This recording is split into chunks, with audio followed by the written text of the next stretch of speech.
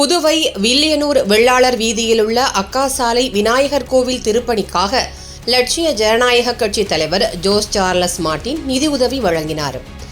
LJK பொதுச் செயலாளர் பூக்கடை ரமேஷ் தலைமையில் கோவில் நிர்வாகிகள் திருப்பணி பத்திரிகையை வழங்கிய நிலையில் நன்கொடையாக 1 லட்சம் ரூபாய் வழங்கினார்.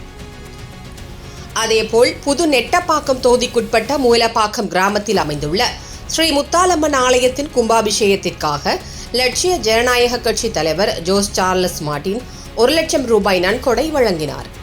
ஊர் கிராம முக்கியஸ்தர்கள் இளங்கோ அவர்கள் தலைமையில் லட்சிய ஜனநாயக கட்சி தலைவர் ஜோஸ் சார்லஸ் மார்ட்டினை சந்தித்த நிலையில் நன்கொடை வழங்கினார்.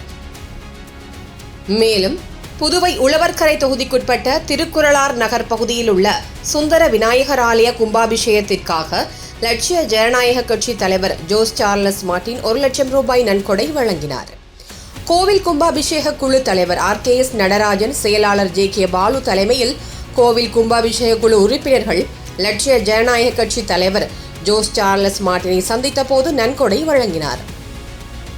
அதேபோல் புதுவை வீராம்பட்டினம் பகுதியில் பிரசித்தி பெற்ற அருள்மிகு செங்கழுநீர் அம்மன் கோவில் திருப்பணிக்காக லட்சிய ஜனநாயக கட்சி தலைவர் ஜோஸ் சார்லஸ் மார்ட்டின் 1 லட்சம் ரூபாய் வழங்கினார். வீராம்பட்டினம் தேசிய மக்கள் மன்ற தலைவர் குமரன் தலைமையில் கோவில் திருப்பணி நிர்வாகிகள் லட்சிய ஜனநாயக கட்சி தலைவர் ஜோஸ் சார்லஸ் மார்ட்டினை சந்தித்த நிலையில் நன்கொடை வழங்கினார்.